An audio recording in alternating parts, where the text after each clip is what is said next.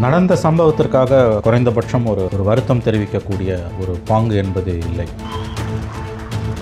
குற்ற உணர்ச்சி கண்டிப்பாக இருக்கணும். ஏன்னா இந்த சம்பவத்திற்கு விஜய் முக்கிய காரணம். அனுஜ் ஸ்டைல்ஸ் ரகங்கள் பலவிதம், ஒவ்வொன்றும் உலகத்தரம். Adyar Ananda Pawan sweets and snacks மற்றும் A2B வெஜ் ரெஸ்டாரண்ட் உங்கள் பசியார எங்கள் ருசி பேசும். மெட்வே ஹாஸ்பிட்டல்ஸ், ஆரோக்கியத்திற்கான சிறந்த வழி.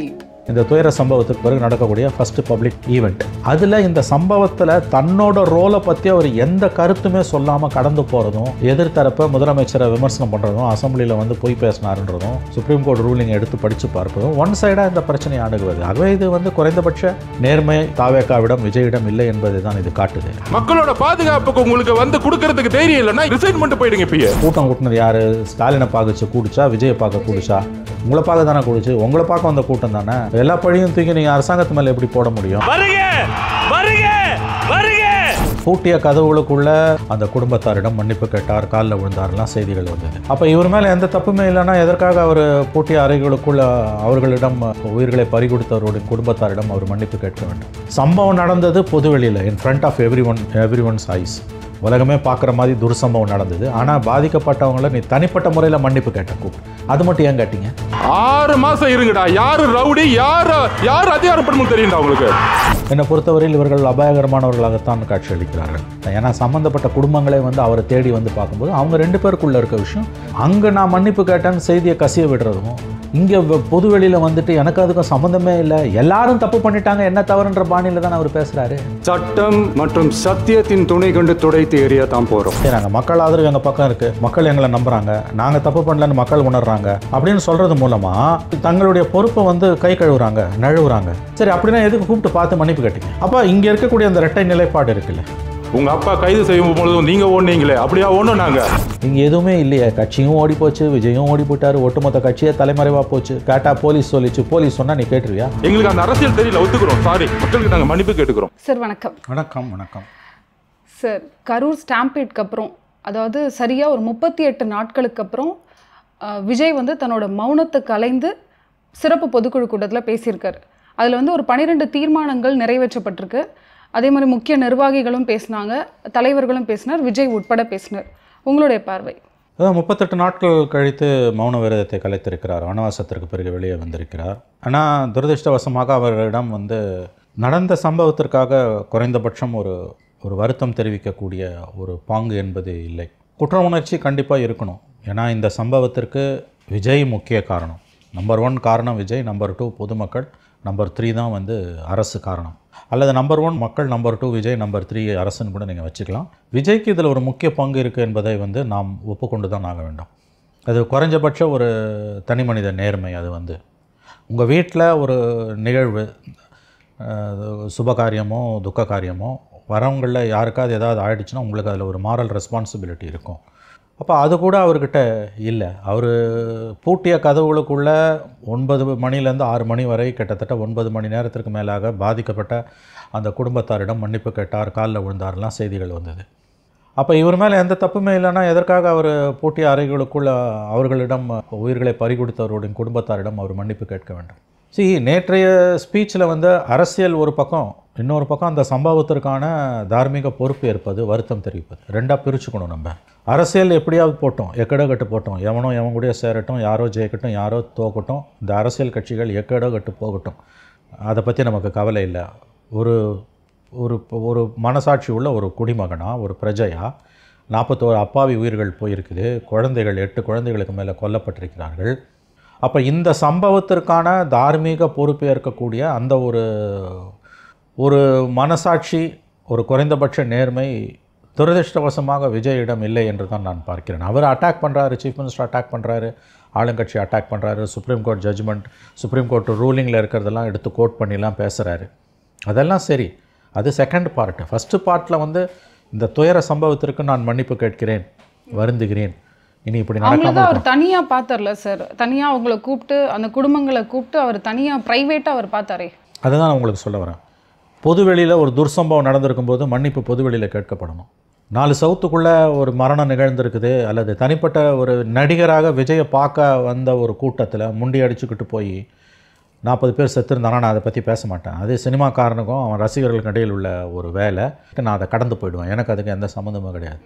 ஆனால் ஒரு அரசியல் கட்சி தலைவர்னும் பொழுது அடிப்படையில் ஒரு அரசியல் கட்சி என்பது ஒரு பொது ஸ்தாபனம். ஆங்கிலத்தில் சொல்கிறதுனா political party is basically public movement. அப்போ கேள்வி கேட்குற உரிமை எல்லாருக்கும் உண்டு. எனக்கு உண்டு, உங்களுக்கு உண்டு, இவருக்கு உண்டு, அவருக்கு உண்டு, எல்லாருக்கும் உண்டு. ஏன்னா நீ என்கிட்ட வந்து ஓட்டு கேட்குறேன், அதனால் உன்னை கேட்குற உரிமை எனக்கு இருக்குது. சம்பவம் நடந்தது பொதுவெளியில், in front of every one's eyes. உலகமே பார்க்குற மாதிரி துர்சம்பவம் நடந்தது. ஆனால் பாதிக்கப்பட்டவங்கள நீ தனிப்பட்ட முறையில் மன்னிப்பு கேட்ட கூப்பிட்டு, அது மட்டும் ஏன் கேட்டீங்க? உங்களுக்கு எந்த பொறுப்பும் இல்லைல்ல, அப்போ எதுக்கு மன்னிப்பு கேட்குறீங்க? அப்போ மன்னிப்பு கேட்குறத பொதுவெளியில் கேட்பீங்க, டைலாக் பேசுகிறத மன்னிப்பு கேட்குறத 4 சவுத்துக்குள்ளே கேட்பீங்க, ஆனால் டைலாக் பேசுகிறத பொதுவெளியில் வைப்பீங்களா? இது எந்த விதத்தில் நியாயம்? அது பொதுமக்கள்கிட்ட உங்களுடைய நிலைப்பாடு என்ன? ஏங்க அந்த பாதிக்கப்பட்ட குடும்பங்களிடம் அவர் மன்னிப்பு கேட்டார் என்பதற்கு என்ன ஆதாரம்? விஜய் தரப்புலேருந்து எந்த ஆதாரமும் இல்லை. விஜய் கட்சியிலேருந்து இப்போ வரைக்கும் அவங்க எந்த ஃபோட்டோஸும் எதுவுமே சொல்லலை. வீடியோஸ், ஃபோட்டோஸ், டெக்ஸ்ட்டு, ஸ்டேட்மெண்ட்ஸ் எதுவுமே கிடையாது. அந்த பாதிக்கப்பட்ட குடும்பத்தில் இருந்தவங்க வந்து சொல்கிறாங்க நம்மக்கிட்ட, அவர் இந்த மாதிரி மன்னிப்பு கேட்டார், அழுதாரு, நாங்கள் அவரை தேர்த்தணுன்றாங்க. இதுக்கெல்லாம் என்ன ஆதாரம்? ஒரு ஓப்பன் ஸ்டேட்மெண்ட் அவர் வந்து கொடுக்கல. நேற்றைய இன்னொரு விஷயங்க, அரசியல் கட்சியோட பொதுக்குழு என்பது, அது சிறப்பு பொதுக்குழு என்பது முக்கியமான நிகழ்வு. இந்த துயர சம்பவத்துக்கு பிறகு நடக்கக்கூடிய ஃபஸ்ட்டு பப்ளிக் ஈவெண்ட். அதில் இந்த சம்பவத்தில் தன்னோட ரோலை பற்றி அவர் எந்த கருத்துமே சொல்லாமல் கடந்து போகிறதும், எதிர்த்தரப்பை முதலமைச்சரை விமர்சனம் பண்ணுறதும், அசம்பிளியில் வந்து போய் பேசினாருன்றதும், சுப்ரீம் கோர்ட் ரூலிங்கை எடுத்து படித்து பார்ப்பதும், ஒன் சைடாக இந்த பிரச்சனையை அணுகுவது. ஆகவே இது வந்து குறைந்தபட்ச நேர்மை தாவேக்காவிடம், விஜயிடம் இல்லை என்பதை தான் இது காட்டுது. நான் இந்த கூட்டணி எங்கே போகிறாங்க, யார் என்ன, அது வந்து செகண்டரி. ஃபர்ஸ்ட் பார்ட், இந்த சம்பவத்துக்கு பிறகு 41 உயிர்கள் இறந்த பிறகு, போன பிறகு, குழந்தைகள் 8 குழந்தைகள் கொல்லப்பட்ட பிறகு வரக்கூடிய ஒரு கூட்டத்தில், ஏன்னா இந்திய அரசியலில் ஒரு பப்ளிக் ரேலியில், பொலிட்டிக்கல் பார்ட்டியோட ரேலியில் இப்படி ஒரு சம்பவம் நடந்ததே கிடையாது. இலவசங்களுக்காக போய் முண்டி அடிச்சுக்கிட்டு போய் செத்தவங்க இருக்காங்க. மத நிகழ்ச்சிகளில், மகாமக மாதிரியான நிகழ்ச்சிகளில் கும்பகோணத்தில் அல்லது வேறு நிகழ்ச்சிகளில் தமிழ்நாட்டிலையும் இந்தியாவிலையும் இறந்தவங்க இருக்காங்க. ஒரு அரசியல் நிகழ்ச்சியில் இந்த மாதிரி ஒரு சம்பவம் தமிழ்நாட்டில் நடந்ததே கிடையாது. அப்போ நடந்திருக்குன்னா அதுக்கு யார் பொறுப்பு? பொறுப்புன்னும் போது சட்டத்தின் முன் இருக்கக்கூடிய பொறுப்பு ரெண்டாவதுங்க, தார்மீக பொறுப்புன்னு ஒன்று இருக்குது. அந்த மாரல் ரெஸ்பான்சிபிலிட்டி அவர் அன்றைக்கும் எடுத்துக்கல, இன்றைக்கும் எடுத்துக்கல. மாறா வந்து மற்றவர்களை குறை சொல்வதில் தான் அவரோட கவனம் போகுதுன்னா, இவர் எத்தகைய தன்மை கொண்ட ஒரு தலைவர்? அப்போ உங்களுக்கு வந்து எந்த குற்ற உணர்ச்சியுமே இந்த சம்பவத்துக்கு பிறகு இல்லைன்னா, என்னை பொறுத்தவரையில் இவர்கள் அபாயகரமானவர்களாகத்தான் காட்சி அளிக்கிறார்கள்.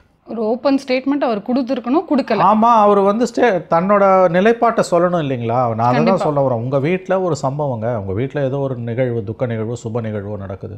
ஒரு 100 பேர் 200 பேர் வராங்க, 300 பேர் வராங்க. யாரோ ஒருத்தருக்கு ஏதோ ஒன்று ஆயிடுச்சுன்னா கூட உங்கள் மனசு பதறும். என்னை பார்க்க தானே வந்தான், நானாக வர சொன்னேன் அப்படிலாம் நீங்கள் சொல்ல மாட்டீங்க. உங்கள் மனசு உங்களை அறியாமல் பதறும். நீங்கள் வில் சே சிம்பிள் சாரி. அப்படி இருக்கும்போது இது வந்து அந்த கூட்டம் யாரை பார்க்க வந்தது? விஜய். அப்புறம் நீங்கள் 8 மணி நேரம் ஏன் லேட்டாக வந்தீங்க, 10 மணி நேரம் ஏன் லேட்டாக வந்தீங்க? உங்களை பார்க்க வந்த கூட்டம், அவங்க அங்கே நடந்த ஸ்டாம்பீடு அப்படின்னும் போது வந்து அந்த வெளிப்படையான இது என்னுடைய தவறு, நான் இதுக்காக மன வருந்துறேன், மன்னிப்பு கேட்குறேன்னு ஒரு வெளிப்படையாக எந்த ஸ்டேட்மெண்ட்டும் கொடுக்கல. அதை தான் நான் உங்களை கேட்குறேன். நீங்கள் அந்த ஸ்டேட்மெண்ட் கொடுக்காத வரைக்கும் நீங்கள் எப்படி நான் உங்களை எடை போடுறது? நீங்கள் தனிப்பட்ட முறையில் அவங்கள ஹோட்டலில் வச்சு அதெல்லாம் சரி, நான் தப்புன்னு கூட சொல்லலைங்க. இவர் போய் பார்க்காம அவங்கள அழைச்சிட்டு வந்து பார்த்தது கூட வந்து நான் தப்புன்னு கூட சொல்லலைங்க. நான் அதையும் கடந்து போகிறேங்க. ஏன்னா அது அவருக்கு சில நெருக்கடிகள் இருக்கலாம். சம்மந்தப்பட்ட குடும்பங்களே அதை ஏற்றுக்கிட்டு வரும்போது நான் எனக்கு அதில் சம்மந்தமே கிடையாது. அது வந்து பாதிக்கப்பட்டவங்களை அவர் தான் போய் நேரில் பார்க்கணுன்றது ஒரு நடைமுறை, காலகாலமாக இருக்க நடைமுறை. இன்றைக்கும் அதுதான் நடைமுறைன்னு நான் நம்புகிறேன். இவர் போயிருக்கணும். பட் அதை வச்சு நான் அவரை எடை போட மாட்டேன், குறை சொல்ல மாட்டேன். ஏன்னா சம்மந்தப்பட்ட குடும்பங்களே வந்து அவரை தேடி வந்து பார்க்கும்போது அவங்க 2 பேருக்குள்ளே இருக்க விஷயம் கருத்து சொல்ல நானோ நீங்களோ யாரும் கிடையாது. we have nothing to do with it. It's none of our business. But அங்கே நான் மன்னிப்பு கேட்டேன்னு செய்தியை கசிய விடுறதும், இங்கே பொதுவெளியில் வந்துட்டு எனக்கு அதுக்கும் சம்மந்தமே இல்லை, எல்லாரும் தப்பு பண்ணிட்டாங்க, என்ன தவறுன்ற பாணியில் தான் அவர் பேசுகிறாரு. அரசாங்கத்தை குறை சொல்கிறாரு. அரசாங்கம் 3வது தாங்க. மக்கள் எங்களை நம்புகிறாங்க அப்படின்றது தான் அவரோட பேச்சாக இருந்தது. மக்கள் எங்களை முழுசாக நம்புகிறாங்க, எம்ஜிஆருக்கு அப்புறம் விஜய்க்கு தான் இந்த கூட்டம் வருது அப்படின்னு சொல்கிறாங்க. அதை வச்சு இந்த சம்பவத்தை கடந்து போவதும், எங்களுக்கு பொறுப்பு இல்லைன்னு கை கழுவுறதும் எந்த விதத்தில் அவங்க அதை தான் செய்கிறாங்க. மக்கள் ஆதரவு எங்கள் பக்கம் இருக்குது, மக்கள் எங்களை நம்புகிறாங்க, நாங்கள் தப்பு பண்ணலன்னு மக்கள் உணர்றாங்க அப்படின்னு சொல்கிறது மூலமாக அவங்க தங்களுடைய பொறுப்பை வந்து கை கழுவுறாங்க, நழுவுறாங்க. அவங்கள தே ஆர் அப்சால்விங் தெம்செல்ஸ். சரி, அப்படின்னா எதுக்கு கூப்பிட்டு பார்த்து மன்னிப்பு கேட்டீங்க? நீங்கள் தப்பு பண்ணல, மன்னிப்பு ஏன் கேட்டேன்? செய்யாத தப்புக்கு நீ எதுக்கு மன்னிப்பு கேட்குறேன்? அப்போ இங்கே இருக்கக்கூடிய அந்த இரட்டை நிலைப்பாடு இருக்குல்ல, இந்த போக்கு அபாயகரமானது. இத்தகைய மனநிலை தன்மை கொண்டவர்கள் இவர்களுக்கு குற்ற உணர்ச்சியே இல்லைன்னா நாளைக்கு என்ன செய்வாங்க இவங்க? அதுவும் அரசியலில் அதிகாரத்துக்கு வந்தாங்க. எங்கள் அதிகாரத்துக்கு வர துடிக்கிறாங்க. விஜய் தான் முதலமைச்சர்ன்றாங்க. நேற்றைய தீர்மானத்தில் கூட அவங்க விஜய் தலைமையில் தான் ஆட்சி அமைப்போம்லாம் அவங்க பேசுகிறாங்க. இந்த திமுக அதிமுகவில் எப்படி ஒரு சம்பவம் நடந்ததுன்னா அந்த தலைவர்கள் ஓடோடி போயிருந்திருப்பாங்க. மக்களை விட்டு அவங்க விலகி போயிருக்க மாட்டாங்க. அடித்தாலும் உதைச்சாலும் அவங்க நின்று இருப்பாங்க. மக்களோட மக்களாக நின்று இருப்பாங்க. கைவிட்டுட்டு போயிருக்க மாட்டாங்க. உங்கள் குடும்பத்தில் ஒருத்தருக்கு அப்படி ஆயிருந்ததுன்னா நீங்கள் விட்டுட்டு ஓடி இருப்பீங்களான்னு எனக்கு மருது அழகராஜ் திமுகவில் இருக்க செய்தி தொடர்பாளர் கேள்வி கேட்குறாரு. அதிமுகலேருந்து போனவர். நியாயமான கேள்வி. யார் கேட்டாலும் எப்பொருள் யார் யார் வாய் கேட்பணும் அப்பொருள் மெய்ப்பொருள் காண்பது அறிவு. கரெக்டு தான். அவர் திமுகன்றதுனால அவர் சொல்கிறது தப்புன்னு நான் சொல்ல முடியாது. நேற்று இவ்வளோ பேச்சு பேசுனீங்கல்ல, உங்கள் குடும்பத்தில் யாராவது ஒருத்தருக்கு நடக்கக்கூடாது, நடக்க வேண்டாம், யார் குடும்பத்திலையும் அப்படி நடக்கக்கூடாது. ஒருவேளை அப்படி நடந்துருதுன்னா நீங்கள் விட்டு ஓடி இருப்பீங்களா? ஆதவ் அர்ஜுனா சொல்லியிருக்காரு, நாங்கள் எங்கேயும் ஓடலை, நாங்கள் அங்கேயே தான் இருந்தோம், காவல்துறை தான் எங்களை பார்க்க அனுமதிக்கலை, அந்த இடத்துல நீங்கள் போக வேண்டாம்னு காவல்துறை தான் சொல்லிச்சு, நாங்கள் எங்கேயும் ஓடலை அப்படின்னு தானே சொல்கிறாரு. அன்னைக்கு போலங்க 2 நாள் பொறுத்து போயிருக்கணும்ல. சரி, அதுக்கப்புறம் பாதிக்கப்பட்டவங்களை போய் நீங்கள் பார்த்துருக்கணும்ல. கட்சிக்காரன் ஒருத்தன் கூட ஏன் போல? போலீஸ் சொல்லிச்சு நாங்கள் இப்போ போக வேணாம் அப்படின்னு சொன்னால் அடுத்த நாள் போக வேண்டியதானே நீ? அல்லது 2 நாள் பொறுத்து போக வேண்டியதானே? இந்த பொதுக்குழு கூட்டத்தில் தீர்மானமாகவும் ரெண்டாவது அவர் பேசும்பொழுது நாங்கள் எங்களை பார்க்க வந்த கூட்டம், எங்கள் மேலே தப்பு இல்லைன்னு நாங்கள் உறுதியாக நம்புகிறோம், பட் ஸ்டில் எனக்காக வந்த கூட்டம், அதில் துயர சம்பவம் நடந்தது, தார்மீக ரீதியில் நான் பொறுப்பேற்கிறேன். அரசு சதி பண்ணிடுச்சு, நாங்கள் சந்தேகப்படுறோம், சதி வேலை நடந்துச்சுன்னு சந்தேகப்படுறோம், போலீஸே எங்கள் பாதுகாப்புக்கு இல்லை, இதெல்லாம் எங்களுடைய கருத்துக்கள், நாங்கள் நம்புகிறோம். ஆனால் ஒரு தார்மீக முறையில் மாரலி எங்களை பார்க்க வந்த கூட்டம், நான் அங்கே போகலன்னா அந்த கூட்டம் வந்திருக்காது. அந்த விதத்தில் எனக்காக வந்த கூட்டம்னும் போது நான் உண்மையிலேயே வேதனைப்படுறேன், வருத்தப்படுறேன், மன்னிப்பு கேட்குறேன். ஆனால் நாங்கள் இந்த தப்பை செய்யலை, குற்றவாளிகளை கண்டுபிடிக்க நாங்கள் அரசுக்கு சிபிஐக்கு உதவியாக இருப்போம். அப்படி ஒரு ஸ்டாண்டு எடுத்திருந்தீங்கன்னா அது குறைஞ்சபட்ச நேர்மை. மாரல் ரெஸ்பான்சிபிலிட்டி எடுக்கிறதால லீகல் கல்பபிலிட்டி உன் மேலே வந்துடும் அர்த்தம் கிடையாது. பயந்துக்கிட்டு இப்போ சிபிஐ விசாரணை நடக்கும்போது சில பேர் கேட்குறாங்க, சிபிஐ விசாரணை நடக்கும்போது மாரல் ரெஸ்பான்சிபிலிட்டி எடுத்தால் அவர் மாட்டிக்க மாட்டாரான். நான்சென்ஸ். மாரல் ரெஸ்பான்சிபிலிட்டினால அது லீகல் ரெஸ்பான்சிபிலிட்டி கிடையாது. தார்மீக முறையில் நான் பொறுப்பேற்றுக்கிறேன். ஆனால் தீர்மானங்களில் அவர் முதல் தீர்மானமே அந்த கரூர் மக்களுக்கு தானே வைக்கிறார், அதாவது உயிரிழந்தவர்களுக்கு தான் தீர்மானம் வைக்கிறார். அஞ்சலியை செலுத்துகிறாங்க. பொறுப்பு இருக்குது யார்? கன்ஃபெஷன்ஸ் எந்த ஸ்டேஜ்லையும் கேட்கலாம், ஞாபகம் வச்சுக்கோங்க. பாவ மன்னிப்பு எந்த கட்டத்திலையும் கேட்கக்கூடியது. நான் ஒரு உதாரணம் சொல்கிறேன் உங்களுக்கு. 92 ஜெயலலிதா சிஎம்மாக இருக்கும்போது கும்பகோணம் மகாமகம், உங்களுக்கு தெரியும் கும்பகோணம் இன்சிடென்ட்டு. மகாமகத்தில் ஜெயலலிதாவும் சசிகலாவும் நீராட போகும்போது ஸ்டாம்பீட் ஆகி குளத்தில் விழுந்து கிட்டத்தட்ட அதிகாரபூர்வமாக 50 பேர் என்னமோ இறந்து போனாங்க. 100 பேருக்கு மேலே இன்டெரக்டாக போயிருப்பாங்க. எல்லாருக்கும் தெரிஞ்சிருக்கும் உங்களுக்கு. என்னாச்சு, அதுக்கு பிறகு அந்த சமயத்தில் தேவாரம் ஐஜி லா அண்ட் ஆர்டராக இருந்தார். அவர் ஜெயலலிதாவும் சசிகலாவும் குளிச்சுட்டு அவங்க நகரும்பொழுது மற்றவங்க புனித நீராடலான்றதை இண்டிகேட் பண்ணுற விதமாக அவரோட ரிவால்வர் எடுத்து மேலே ஷூட் பண்ணார். அந்த ஸ்டாம்பீடில் பயந்து தான் மக்கள் குளித்து விழுந்து செத்தாங்கன்னு ஒரு பரவலான கருத்து உண்டு. It's a failure of the law and order. இப்போ போலீஸுன்றது தான் ஒரு பரவலான கருத்து. 92 நடந்தது. 2004 மறுபடியும் ஜெயலலிதா சிஎம்மாக இருக்கும்போது அதே மகாமகம் 12 வருஷத்துக்கு ஒரு தடவை வருது. அந்த அம்மா அவங்க போல பிரமாதமாக லா அண்ட் ஆர்டர் ஏற்பாடு பண்ணியிருந்தாங்க. அவர் ரிட்டையர் ஆகி போயிட்டார் தேவாரம். வேறு ஆஃபீஸர்ஸ் இருந்தாங்க. ஜார்ஜ் சென்னையில் கமிஷனர் இருந்தவர். அப்போ அங்கே அவர் தான் லா அண்ட் ஆர்டர் இன்சார்ஜாக இருந்தார். 2004 மகாமகம் முடிஞ்ச பிறகு கும்பகோணத்தில் திருச்சியில் ஒரு ப்ரெஸ் மீட் வச்சாங்க போலீஸ். அப்போ தேவாரத்தை கூப்பிட்டு வந்தாங்க. தேவாரத்தை கூப்பிட்டு வந்துட்டு அவர் சொன்னார், 92 நாங்கள் சரியாக ஏற்பாடு பண்ணலை, இந்த தடவை பிரமாதமாக ஏற்பாடு பண்ணியிருந்தாங்க போலீஸு, அவங்களுக்கு என்னுடைய பாராட்டுகளை தெரிவிச்சுக்கிறேன் அப்படின்னு சொல்லிவிட்டு அவர் சொன்ன வார்த்தை 12 வருஷம் பொறுத்து. நல்லா ஞாபகம் வைங்க, அவர் 97 ரிட்டையர் ஆகி போயிட்டார். ரிட்டையராக 7 வருஷம் பொறுத்து, சம்பவம் நடந்து 12 வருஷம் பொறுத்து. அந்த ப்ரெஸ் மீட்டில் அவர் சொன்னார், 92 நடந்த அந்த சம்பவத்துக்கு நான் தான் இன்சார்ஜாக இருந்தேன், ஐஜி லா அண்ட் ஆர்டர். 92 நடந்த சம்பவத்துக்கு ஐ டேக் மாரல் ரெஸ்பான்சிபிலிட்டினார். அதுக்கு அவசியமே இல்லை அவருக்கு. அதுதான் நான் சொல்ல வரேன். பாவ மன்னிப்பு confessions can be held at any point of time in life. 92 நடந்த அந்த சம்பவங்களுக்கு மனித உயிர்கள் இழக்கப்பட்டதற்கு நான் மன்னிப்பு கேட்கிறேன்னார். இது ரொம்ப எனக்கு ரொம்ப ஒரு மாதிரி ஸ்ட்ரைக்கிங்காக இருந்தது. இந்த சம்பவம் நடந்து 21 வருஷம் ஆகுது. 2004 அவர் கேட்ட மன்னிப்பு. நான் ஏன் சொல்ல வரேன்னா அவசியமே இல்லை. How a human being should பிஹேவ்னு நான் சொல்கிறேன். உனக்கு அந்த ரிமோர்ஸ்னு ஒரு வார்த்தை உண்டு ஆங்கிலத்தில், அது இல்லையே. ஸோ நேற்றைய பொதுக்குழுவில் பார்க்க வேண்டியது இது ஒரு முக்கியமான இஷ்யூ. அவர் விஜய் பேசும்போது டைரெக்டாகவே முதல்வரை டைரெக்டாக தாக்கி தான் பேசியிருக்காரு. அதே மாதிரி உச்சநீதிமன்றம் சொன்னது அப்படின்னு டீகோட் பண்ணியும் காமிச்சிருக்காரு. ஆமாம், அது முடிஞ்சு போன விஷயம். அது எல்லாமே 1 மாதம் ஆகுது. போன 13ஆம் தேதி அந்த ஜட்ஜ்மெண்ட் வந்தது.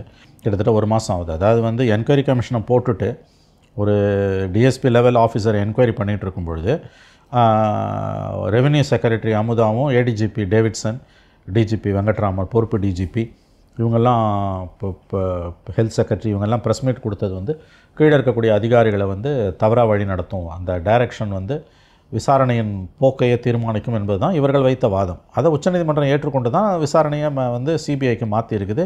அந்த ஒரு நபர் ஆணையமும் வந்து கலைக்கப்பட்டு விட்டது. இதெல்லாம் முடிஞ்சு போன விஷயம். ஒரு மாதத்துக்கு முன்னால் பேச வேண்டியது அவர் இன்றைக்கி பேசுகிறாரு. These are all settled issues in law. Supreme court சொல்லிடுச்சு. சுப்ரீம் கோர்ட் சொல்லிச்சுன்னா சுப்ரீம் கோர்ட் சொன்னது அவ்வளோ. அது சிபிஐக்கு போனது மட்டும் இல்லாமல் அருணா ஜெகதீசன் கமிட்டியையும் வந்து சுப்ரீம் கோர்ட் குவாஷ் பண்ணதுன்றது வந்து மாநில அரசுக்கு, திமுக அரசுக்கு பெருத்த பின்னடைவு. அதில் சந்தேகமே இல்லை. It's a victory for Vijay. அதுலேயும் சந்தேகம் இல்லை. அது அவர் என்ன முதல் தடவை பேசுகிறதால அவர் அதை கிளைம் பண்ணிக்கிறார். பழைய கதை, இது எல்லாமே முடிஞ்சு போன கதை. கிட்டத்தட்ட 1 மாத காலமாக போகிறது. இது எல்லாமே முடிஞ்சு. இப்போ என்ன நீங்கள் புதுசாக சொல்ல, உங்கள் பொதுக்குழு 1 மாதம் பொறுத்து கூடுதுன்றதுனால நீங்கள் புதுசாக இதை பேசுகிறீங்க. இது எல்லாமே முடிஞ்சு போய் விசாரணையும் ஸ்டார்ட் ஆகிடுச்சு. கரூரில் விசாரணை ஸ்டார்ட் ஆகிடுச்சு. சிபிஐ விசாரணை ஸ்டார்டடு. ஸோ நீங்கள் லேட்டாக நீங்கள் வந்து அதுக்கு ரியாக்ட் பண்ணுறீங்க. நீங்கள் அன்றைக்கி ரியாக்ட் பண்ணியிருக்கணும். உச்சநீதிமன்ற தீர்ப்பு 13ஆம் தேதி வந்தப்போ நீதி வெல்லும்னு ட்வீட் போட்டிங்களே, 14ஆம் தேதியாவது 15ஆம் தேதியாவது நீங்கள் ரியாக்ட் பண்ணியிருக்கணும். நான் தான் மௌனமாக இருந்தேன். அதாவது கரூர் மக்களுக்காக நான் மௌனத்தில் இருந்தேன். என் குடும்பத்தில் இந்த மாதிரி ஒன்று நடந்தால் நான் மௌனமாக தானே இருப்பேன், அது மாதிரி நான் இருந்தேன் அப்படின்னு தானே சொல்கிறாரு அவர். தாங்க எப்படி வேணால் பேசலாம். அதாவது வந்து நீங்கள் வந்து ஏதாவது ஒரு விஷயத்தை வந்து டிஃபெண்ட் பண்ணுறதுன்னு முடிவு பண்ணிட்டீங்கன்னா எப்படி வேணால் உங்கள் லாஜிக்கை நீங்கள் வளைச்சிக்கலாம். நான் எந்த தப்புமே பண்ணல, எல்லா தப்புமே மற்றவங்க தான் பண்ணாங்க, கவர்மெண்ட் பண்ணுச்சு. முதல்வர் தான் இந்த அதாவது இந்த பிரச்சனைக்கெல்லாம் காரணம் அவர் தான் அப்படின்ற மாதிரி ஸ்ட்ரெயிட்டாக தான் பேசினார். அது என்ன எந்த விதத்தில் நியாயம்? கூட்டம் கூட்டினது யார்? ஸ்டாலினை பார்க்கச்சு கூடிச்சா, விஜயை பார்க்க கூடிச்சா? உங்களை பார்க்க தானே கூடிச்சு. உங்களை பார்க்க வந்த கூட்டம் தானே.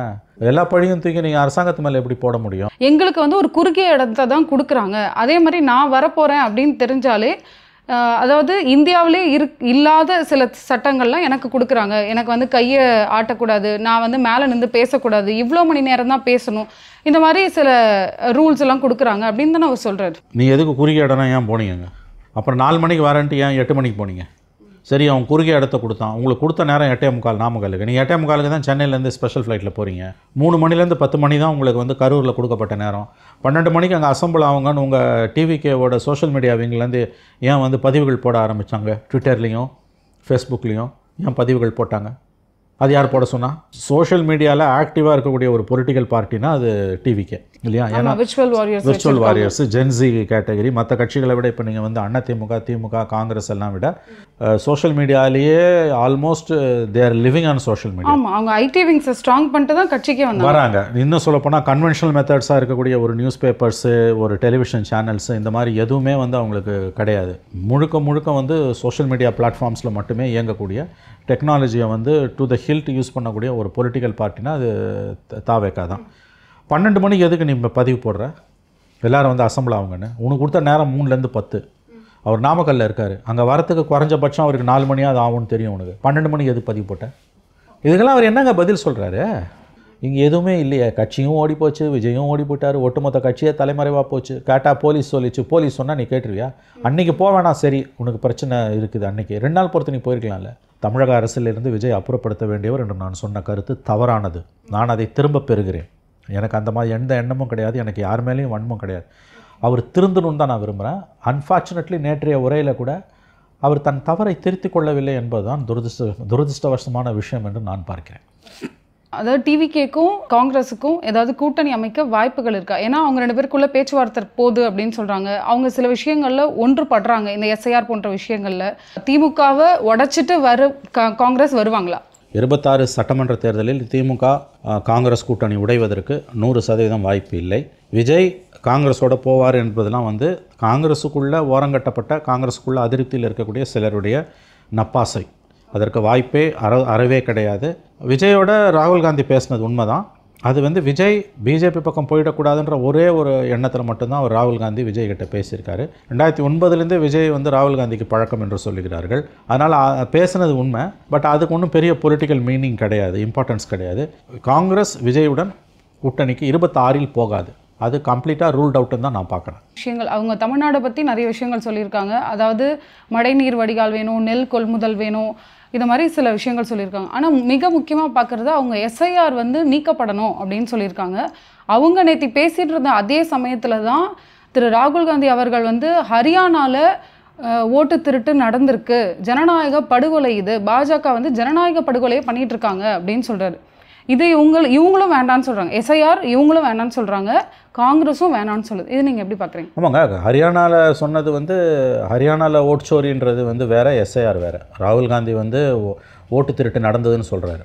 அதுக்கு சில ஆதாரங்களெல்லாம் அவர் முன் வச்சுருக்கார். பிரேசில் மாடலிங் லேடியை வந்து ஃபோட்டோவில் வச்சு கிட்டத்தட்ட 50 பேர் 50 வாக்காளர்களுக்கு ஒரே முகவரி ஒரே ஃபோட்டோ வச்சு இன்றைக்கி அந்த பிரேசிலியன் லேடி அவங்க ரியாக்ட் பண்ணியிருக்காங்க. அதுக்கு இவ்வளோ கேவலமான நாடாக இந்தியா போச்சு, இந்தியர்கள் ஏன் இவ்வளவு மோசமானவர்களாக போனார்கள், ஏன் புகைப்படத்தை எதுக்கும் உங்களோட இதில் எடுத்து போட்டிங்கன்னு சர்வதேச அளவில் இந்தியாவோட புகழ் வந்து கொடி கட்டி பறக்குது. ராகுல் காந்தியோட இஷ்யூ வேறு. ஆக்சுவலாக வந்து எலெக்ஷன் கமிஷன் என்ன சொல்லுதுன்னா, ப்ரிசைஸ்லி ராகுல் காந்தி சொன்ன மாதிரி அந்த தப்பும் நடக்கல, ஒருவேளை அப்படி நடக்காமல் இருக்கிறத தடுக்கிறதுக்கு எஸ்ஐஆர் வேணும் அப்படின்றாங்க. சரி, எஸ்ஐஆரை யாருமே என் பிரின்சிபல் எதிர்க்க முடியாது, பண்ணுற முறை தப்பு. ஏன்னா 1 இயரில் பண்ண வேண்டியதை 1 மந்தில் இவங்க பண்ணுறாங்க. ஸோ ராகுல் காந்தியோட நேற்றைய ப்ரெஸ் கான்ஃபரன்ஸ் வேறு சப்ஜெக்ட். எஸ்ஐஆரை பற்றின தீர்மானம், விஜய் போட்ட தீர்மானம் முக்கியமான தீர்மானம். எஸ்ஐஆரில் ஸ்பெஷல் இன்டென்சிவ் ரிவிஷனில் நான் இப்போ சொல்கிறேன் அதிகமாக பாதிக்கப்பட போகிற கட்சி டிவிக்கு. ஏன்னு கேட்டிங்கன்னா 2004க்கு பிறகு பிறந்தவன் தான் அவருடைய வாக்காளர்கள் அதிகமானவங்க இருக்கணும், ஜென்சி கிட்ஸ். இப்போ அவனெல்லாம் ஓட்டர் லிஸ்ட்டில் கொண்டு போய் சேர்க்கணும். இப்போ 30 நாளுக்குள்ளே ரிவிஷன் ஆரம்பிக்கும். 2 நாள் ஆச்சு. நேற்று இன்றைக்கி 6ஆம் தேதி, 4ஆம் தேதி வரல, 5ஆம் தேதியும் வரல. என் வீட்டுக்கு வரல, உங்கள் வீட்டுக்கு வந்தாங்களான்னு எனக்கு தெரியாது. நேற்று கூட டிஎம்கேல என்ஆர் இளங்கோ எம்பி சொல்லியிருக்காரு, 1 மந்தில் இதை முடிக்கவே முடியாது, 6 கோடி மக்கள் இருக்க முடியவே முடியாது, எப்படி 30 நாளில் முடியாதுன்னு சொல்லியிருக்காரு. இதில் இன்னொரு விஷயம் என்னென்னா, இதில் வந்து உங்களுக்கு 2002 ஓட்டர் லிஸ்ட் பேஸை வச்சு எடுக்கும்போது அதில் யார் யார் பேர் இருக்குது இல்லைன்னு தெரியாது, எவன் உள்ள எவன் வெளியிலன்னு தெரியாது. இவங்க கேட்டகரி விஜயோட வாக்காளர்கள் வந்து ஜென்சி கேட்டகரியை வந்து இவங்க ஃப்ரெஷ்ஷாக எனுமரேட் பண்ண வேண்டியவங்க. இவங்களை ஃப்ரெஷ்ஷாக எனுமரேட் பண்ணுறதை நான் சொல்கிறேன், எழுதி வச்சுக்கோங்க. போத் டிஎம்கே ஏடிஎம்கே யாருமே பெரிய அளவில் இவங்க உள்ளே வரதை விரும்ப மாட்டாங்க. இந்த பொலிட்டிக்கல் பார்ட்டிஸோட ரோல் வந்து எஸ்ஐஆரில் வந்து பெரிய அளவில் இருக்க போகுது. இவங்களும் வந்து இவங்களுக்கு தேவையானவங்களை சேர்க்கணும், தேவையில்லாதவங்களை நீக்கணுன்றதில் இவங்களும் நிறைய தில்லாலங்கடி வேலையெல்லாம் பண்ண தான் போகிறாங்க. விஜய் இன்றைக்கி ஏதாவது ஒரு விஷயத்தில் கவனத்தை செலுத்தணும். மற்றது கரூர் கூட விடுங்க, யாரோட அலைன்ஸ் போகிறோன்றதை விடுங்க, பள்ளிக்காரனில் ராம்சார் லேண்டில் வீடு கட்டுறானா இல்லையான்றது விடுங்க, நெல் கொள்முதல் எல்லாத்தையும் விடுங்க. ஒன்லி திங், இந்த குதிரைக்கு லாடம் கட்டின மாதிரி விஜய் ஏதாவது ஒரு விஷயத்தில் விஜயம் ஒரு கட்சியும் கவனம் செலுத்தணும்னா அது எஸ்ஐஆரில். அவங்க வாக்காளர்களை கொண்டு வந்து ஓட்டர் லிஸ்ட்டில் எப்படி உள்ளே சேர்க்கணுன்றதில் மட்டும்தான் விஜய் கவனம் செலுத்தணும். சும்மா வாய் புளிச்சு மாங்காய் புளிச்சுன்னு எஸ்ஐஆரை எதிர்க்கணும்னு ஒற்றை வரியில் ஒரு தீர்மானத்தை போட்டுட்டு போகிறதால அவங்க தப்ப முடியாது. நேற்றைய தீர்மானத்தில் உருப்படியான தீர்மானம் எஸ்ஐஆரை எதிர்க்கிறோன்றது ஃபைன். பட் அது என்ன செய்ய போகிறீங்க கிரவுண்டில்? அதில் வந்து அவங்களோட ஆட்கள் போய் வந்து பூத் ஏஜென்ட்டெல்லாம் இருக்கட்டுங்க, நீங்கள் எனுமரேட் பண்ணுறதுக்கு ஆஃபீஸர்ஸ் வீட்டுக்கு வரும்போது எப்படி உங்கள் ஆளுங்களை நீங்கள் உள்ளே எப்படி கொண்டு போக போகிறீங்க? இன்னும் 28 நாள் தான் இருக்குது. அதுக்குள்ளே இந்த எக்ஸசைஸ் முடியுமானே நமக்கு தெரியல. எனக்கு தெரிஞ்சு ஒரு 40% மேலேயே கூட இருக்கும். அது ரொம்ப கன்சர்வேட்டிவ் எஸ்டிமேட். ஓட் லிஸ்ட்டில் பேர் இல்லாதவன். இந்த க்ரௌடெல்லாம் நீங்கள் 6 டிஸ்ட்ரிக்டில் க்ரௌடெல்லாம் பார்த்துருப்பீங்க. நீங்கள் வந்து திருச்சியில், தஞ்சாவூரில், நார்த் தஞ்சாவூர், இதில் நாமக்கல், கடைசியாக கரூர். அந்த கூட்டம் எல்லாம் கண்டிப்பாக ஓட்டாக மாறுமா? மாற வாய்ப்பு இருக்குது. ஆனால் அந்த கூட்டத்தில் எத்தனை பேருக்கு ஓட்டு இருக்குன்ற நான் நீங்கள் கேட்க வேண்டிய கேள்வி என்னென்னா, அந்த கூட்டத்தில் எத்தனை பேரோட வாக்குகள் வந்து பூத்தில் வந்து ஓட்டாக மாறும்னு நீங்கள் கேட்குறீங்க. நான் என்ன உங்களுக்கு சஜஸ்ட் பண்ணுறேன்னா, நீங்கள் கொஞ்சம் கேள்வியை ரீடிஃபைன் பண்ணணும். அந்த க்ரௌடில் எத்தனை பேருக்கு ஓட்டு இருக்குது? யங்ஸ்டர்ஸ், சின்ன பசங்க, 18+ இருக்கவங்க, ஃபஸ்ட் டைம் ஓட்டர்ஸ். இந்த ஃபஸ்ட் டைம் ஓட்டர்ஸ் அவன் பேரே இல்லை லிஸ்ட்டில். எஸ்ஐஆரில் என்ன கந்தரகோலம் ஆக போகுதுன்னு தெரியல. ஏன்னா அவங்க வந்து இன்னொன்று தன்னோட டாக்குமெண்ட்ஸ் எல்லாத்தையும் அவன் வந்து ப்ரூவ் பண்ணணும். பர்த் சர்டிஃபிகேட் இருக்கணும். எத்தனை பேருக்கு பர்த் சர்டிஃபிகேட் வச்சுருக்கான்னு தெரியல, எவ்வளோ பேர் படிச்சிருக்கான்னு தெரியல. பாஸ்போர்ட் ஓகேனா இந்தியாவில் passport coverage of the Indian population is just 8%. அப்படி இல்லைனா அவங்க அம்மா அப்பாவோட குடியுரிமையை அவன் நிரூபிக்கணும். அவங்க அம்மா அப்பாவுக்கு குடியுரிமைக்கான டாக்குமெண்ட்ன்றது இவனுக்கு பர்த் சர்டிஃபிகேட் இல்லைனா, 90க்கு பிறகு பிறந்தவங்களுக்கு தான் பர்த் சர்டிஃபிகேட். பிஃபோர் 90 பார்ன் வந்து பர்த் சர்டிஃபிகேட் ஜென்ரலி கிடையாது. பர்த் சர்டிஃபிகேட் இல்லைனா அவன் சொல்கிற டாக்குமெண்ட்டில் நீங்கள் பார்த்தீங்கன்னா pension document, central government or state government, LIC, அப்புறம் கம்யூனிட்டி சர்டிஃபிகேட்டு, பாஸ்போர்ட்டு, இந்த மாதிரி ஒரு செகண்டரி ஸ்கூல் சர்டிஃபிகேட்டு. ஸ்கூலுக்கு போகாதங்க தானே 5ஆம் கிளாஸ் 6ஆம் கிளாஸோட அம்மா படிப்பை நிறுத்தியிருப்பாங்க. அப்பா வந்து 9ஆம் கிளாஸோடு நின்றுட்டு வேலைக்கு போயிட்டுருப்பார். எந்த டாக்குமெண்ட்டும் கிடையாது. இப்போ இவனோட டாக்குமெண்ட்டுன்றது இவன் சிட்டிசனானன்றதுக்கு இவங்க அம்மா அப்பாவோட பேரண்டேஜோட சிட்டிசன்ஷிப்பை ப்ரூவ் பண்ணணுன்றாங்க. அப்போ விஜயோட நம்பர் 1 ப்ராப்ளம் என்னை பொறுத்த வரைக்கும், அவருக்கு வாக்களிக்க காத்திருக்கிற அல்லது காத்திருப்பதாக கருதப்படுகிற இளைஞர்கள், இளம் பெண்கள், அந்த ஏஜை வந்து அவங்கள வந்து அந்த 18+ ஓட்டர் லிஸ்ட்டில் கொண்டு வரணும். அதுக்கு அவர் என்ன பண்ண போகிறார்? ஏன்னா SIR is going to create a havoc in Tamil Nadu. முதல்ல வந்து பெரிய ப்ராப்ளம் இருக்காதுன்னாங்க. இப்போ நிச்சயமாக வந்து ஏன்னா பெரிய ப்ராப்ளம்ங்க அது வந்து இப்போ ஓட்டர் லிஸ்ட்டில் இல்லைன்னா என்ன, அதாவதுங்க கடந்த காலங்களுக்கும் இப்போக்குமான வித்தியாசம் என்னன்னு கேட்டிங்கன்னா, கடந்த காலங்களில் வந்து புதுசாக ஒருத்தனை ஓட்டர் லிஸ்ட்டில் சேர்க்கறது எலெக்ஷன் கமிஷனோட வேலை. இப்போ புதுசாக ஒருத்தன் ஓட்டர் லிஸ்ட்டில் பேரை சேர்க்கறது அவனோட வேலை. மேக்ஸிமம் டிஸ்கரேஜ் பண்ணுறான், ஏகப்பட்ட டாக்குமெண்ட்டை கேட்குறான். அதனால் வந்து இப்போ இருக்கக்கூடிய பிரச்சனை என்னென்னு கேட்டிங்கன்னா வந்து, பெரிய அளவில் வந்து ஓட்டர் லிஸ்ட்டில் வந்து டேம்பரிங் ஆகிறதுக்கு பிரச்சனை பாசிபிலிட்டிஸ் இருக்குது. அப்போ புதிய கட்சிகளோட நிலைமை என்ன?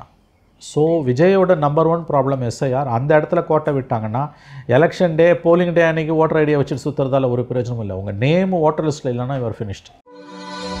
அனுஜ் ஸ்டைல்ஸ் ரகங்கள் பலவிதம், ஒவ்வொன்றும் உலகத்தரம். Adyar Ananda Pawan sweets and snacks மற்றும் A2B வெஜ் ரெஸ்டாரண்ட் உங்கள் பசியார எங்கள் ருசி பேசும். மெட்வே ஹாஸ்பிட்டல்ஸ், ஆரோக்கியத்திற்கான சிறந்த வழி.